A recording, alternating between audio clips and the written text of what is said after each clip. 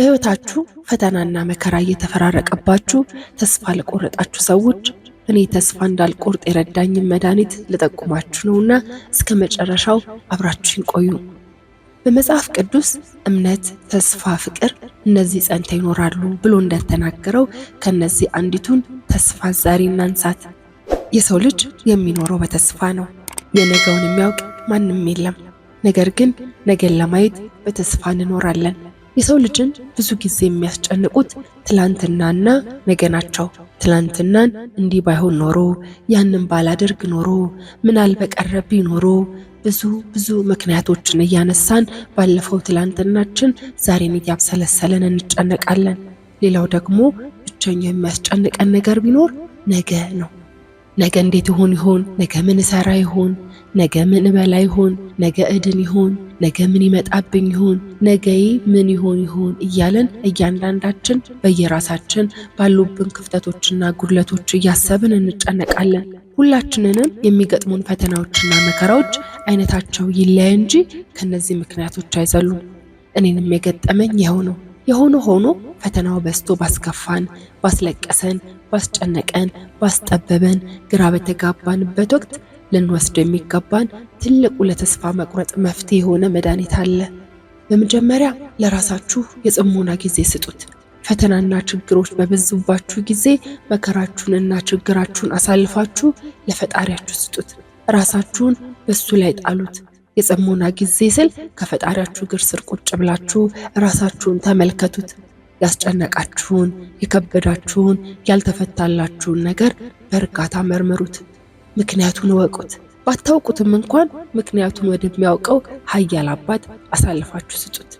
ልጅ በራሱ ይሮጥና አልሆን አልሳካ ሲለው ወደ እናቱ ወይም ወደ አባቱ ይሄድና አባቴ፣ እናቴ ይሄ ነገር ከበደኝ፣ እባክህ እርዳኝ፣ እባክሽ እርጅኝ ይላቸዋል።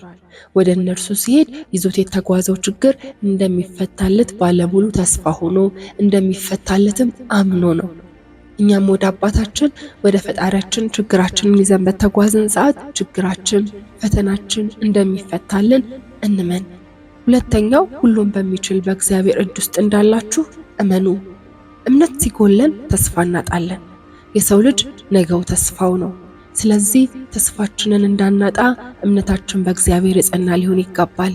ሶስተኛው እግዚአብሔር ከአባቶች ጋር ብቻ ሳይሆን ከኛም ጋር እንዳለ ማመን። ከትልልቆች ጋር እንዳለ ሁሉ ከኛም ከታናናሾቹ ጋር አለ። እኛስ የእጁ ፍጥረቶች አይደለን? ፍጥረቱ በመሆናችን አብሮን አለ። በአርአያውና በአምሳሉ የፈጠረን ሰው በመሆናችን አብሮን አለ። እሱ ከኛ ጋር እንደሆነ እንመን። አራተኛው የበደል ሁሉ መጨረሻ እግዚአብሔር ከኔ ጋር የለም፣ እግዚአብሔር ተለይቶኛል፣ እግዚአብሔር ረስቶኛል ማለት ነው። እግዚአብሔርን ከኛ እርቋል ብለን ያሰብን ሰዓት ልባችን ይደነድናል። ልብ ሲደነድን ደግሞ ከእግዚአብሔር ጋር መቃረን ይመጣል። እሱም እስኪ ተወጡት ብሎ ይተወናል። አንዲት ስንዝር ቢሆን በራሱ ብርታትና ብቃት ማን ተወጥቶ ፈተናን ማለፍ ይችላል? አንዲቷስ ቀን እንዴት ትታለፋለች? ያሰብነው ሁሉ ስላልተፈጸመ እግዚአብሔር ረስቶኛል አትበሉ።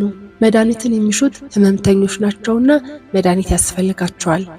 እኛም ባጣነውና ባመመን ነገር ላይ እሱን ስናስገባ ሊያክመን መምጣቱ የግድ ነው። እርሱ የበለጠ ለደካሞቹ እንክብካቤና ጥንቃቄ ያደርግላቸዋልና ከኛ ይርቅ ዘንድ አይቻለው። የራስ ጸጉራችን ሳይቀር በእግዚአብሔር ዘንድ ተቆጥራ የተሰጠችን ናትና የኛ የሆነ ሁሉ የእርሱ እንደሆነ ማመን ይገባናል። አምስተኛው በሰው ዘንድ የማይቻለው በእግዚአብሔር እንደሚቻል ማመን። ችግሮች ውስጥ ስንሆን ችግሮቹን ትተን እግዚአብሔርን ማሰብ፣ እሱን ተስፋ ማድረግ። ያለቀ የተዘጋለት የተባለውን ችግር በሰው ዘንድ የማይቻለው በእግዚአብሔር እንደሚቻል ተችሎ ያሳየናል። ሰው በሰው እይታ ውስጥ ነው ችሎታው የሚገለጸው።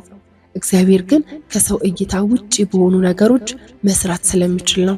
በእግዚአብሔር ከሆነ የማይቻሉ ነገሮች ሁሉ ይቻላሉ። ተስፋ ማለት ይህ ነው። ከችግራችን አውጣን ወይም ከችግራችን ያወጣናል ማለት ብቻ ሳይሆን በችግራችን ውስጥም እርሱ ራሱ አብሮን እንዳለ ማመን ነው። ከችግራችን ባናልፍ እንኳን በችግራችን ላይ እንድንበረታ የሚያደርገው እሱ ነውና በእግዚአብሔር እቅፍ ውስጥ መኖራችሁን ስታምኑ በችግራችሁ ተደሰቱበት። ምክንያቱም ችግራችንን በበጎ ዕድል አድርጎ ይለውጠዋል። ለኔም እንዲሁ ይሆናልኝ። ችግሬ ሁሉ በበጎ ዕድል ተለወጠልኝ። በተስፋ ደስ ይበላችሁ። እናንተን ለእግዚአብሔር በሰጣችሁ ቅስፈት የማይረባ ማንነታችንን ወደ ትልቅነት ስለሚለውጥበት። የማይረባ የተባለ ሰው በእግዚአብሔር ትልቅ ይሆናል። ሰው የናቀውን እግዚአብሔር ትልቅ ያደርገዋል። ስለዚህ ስትናቁም፣ ስትወድቁም፣ ስታጡም፣ ስትነጡም፣ ስታዝኑ፣ ስትከፉ፣ ጽኑ መከራ ቢደርስባችሁም ከእግዚአብሔር ጋር ከሆናችሁ ያ ሁሉ ስንክሳር ከሕይወታችሁ እንደ ጉም ተገፎ ይወድቃል። ከራሳችሁ አልፋችሁ ለሌሎች ትተርፋላችሁ። በመጨረሻም ግን የምላችሁ እከሌ አይረባም ብላችሁ ሰውን አትናቁ። ይህስ አይረባም መቼም አይለወጥም ብላችሁ በሰው ተስፋ አትቁረጡ። እግዚአብሔር ተስፋ እስካልቆረጠበት ድረስ የናቅነውን ሰው እግዚአብሔር ሲያከብረው ከኛ በላይ ከፍ አድርጎ ሲያስቀምጠው ያሳየናል። እንደ ዳዊት ወንድሞቹ አልፎም አባቱ እረኛ ብሎ የተወውን እግዚአብሔር ግን ሲያከብረው ከሁሉ በላይ ከፍ አድርጎ አነገሰው። ስለሆነም የሰው ትንሽ የለውም። ሰውን በማንነቱ አትናቁ። ተስፋ በቆረጣችሁ ሰዓት ተስፋን ወደሚሰጣችሁ ወደ እግዚአብሔር ተሸሸጉ። የማይሆነው ሆኖ የማይቻለው ተችሎ የተዘጋው ተከፍቶ የተንጠፈጠፈው ተመልቶ ታገኙታላችሁ።